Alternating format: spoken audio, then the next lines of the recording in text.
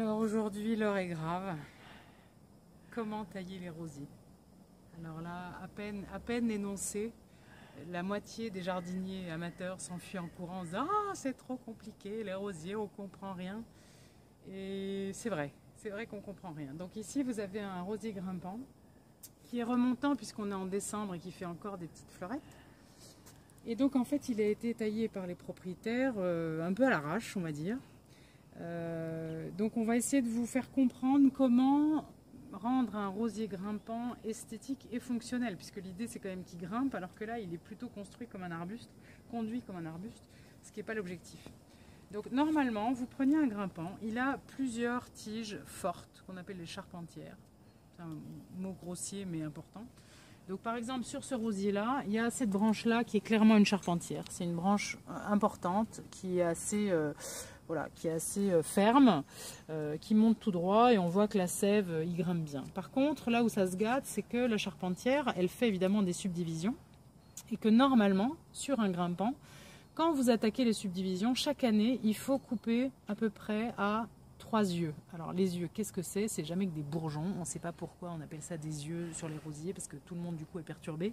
En fait c'est un futur bourgeon, soit d'un rameau, soit d'une fleur. Et donc en fait, vous comptez à peu près le nombre de fois où il y a un petit trait comme ça qui va donner un petit bourgeon, vous voyez là tout rose.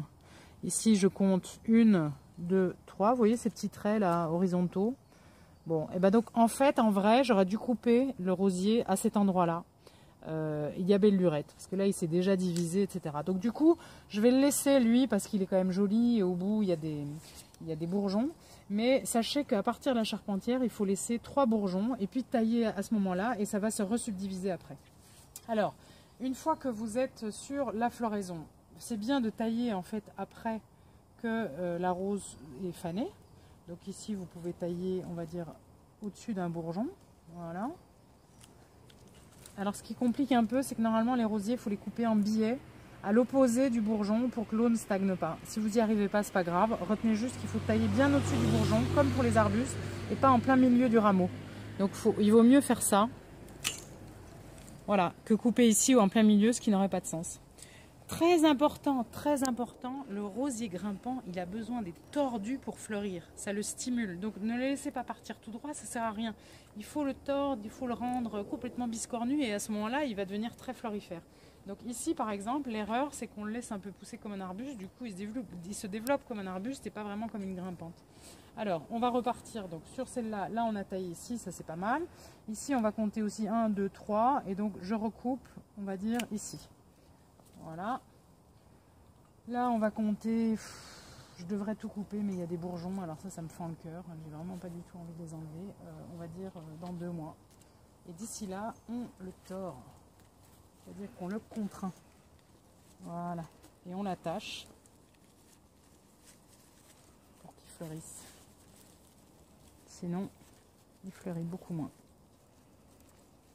J'ai mes gros doigts avec mes gros gants. Et ça ne tient pas. Voilà, c'est magnifique. Voilà. Voilà. On tord. Voilà. Alors on va faire un peu le ménage en bas. Viens voir caméra. Vous voyez là le souk là, ça c'est pas possible, hein. Ça c'est invraisemblable, il faut pas garder ça comme ça. D'ailleurs j'enlève le tuteur. Et donc là, en gros, en bas, il faudrait que les charpentières. Donc tout ce qui n'est pas charpentière, j'enlève. C'est-à-dire qu'ici, celle-là, elle est chétive, elle sert à rien. Je coupe à ras. Voilà. Voilà, et regardez le pied, là, j'ai nettoyé ma chambre, il y a encore ce petit bout-là. Il est beaucoup plus lisible, le pied, que tout à l'heure. Voilà. Alors, deuxième leçon de vocabulaire auprès des rosiers. La deuxième terreur du jardinier qui aime la rose, c'est le gourmand. Alors, je dis terreur parce que on ne sait jamais ce qui est un gourmand et ce qui est un rameau normal. Un gourmand, la définition exacte, c'est en fait un rameau qui se développe, parfois sous le point de greffe, souvent sous le point de greffe, mais parfois au-dessus aussi, et qui bouffe toute la sève, d'où son nom, gourmand, et qui du coup empêche les autres rameaux florifères du rosier de se développer. Et lui, il fait pas de rose du tout. Il fait que de la feuille, il fait beaucoup de feuillage. Donc il est très joli, il est tout lisse en général, il monte tout droit. Et on se dit, oh chouette, oh qu'est-ce que mon rosier va bien. Et en fait, pas du tout, il faut l'enlever. Donc, par exemple, ici, vous voyez, notre client l'avait gentiment palissé en se disant, magnifique, ce rosier pousse enfin. Que nenni, c'est un gourmand. Alors, rapprochez-vous. Donc, vous voyez là, ce truc qui est tout droit, qui fait des bourgeons, mais qui sont en fait des bourgeons uniquement de feuilles et pas de fleurs. Et venez voir ici la caméra, on est sous le point de greffe. Et ça part comme ça tout droit. Par rapport à un rameau normal qui est tout biscornu, tout moche, celui-là est tout beau, c'est louche. C'est complètement suspect. On le coupe à ras. Oh, et puis en plus il est costaud. Hein. Voilà. Et maintenant la sève va pouvoir repartir. Donc même si ça vous déprime parce que vous enlevez une grande longueur à votre rosier, sachez que vous lui rendez service. Alors certes c'est tout nu, mais au moins le reste du rosier va se développer. Donc la règle, mesdames, messieurs, pour les rosiers, vous gardez ce qui est moche et vous jetez ce qui est beau. Dans les rameaux, bien sûr. Hein. Donc voilà, vous voyez ici, tout ça, c'est des rameaux moches, mais c'est ceux-là qui fleurissent.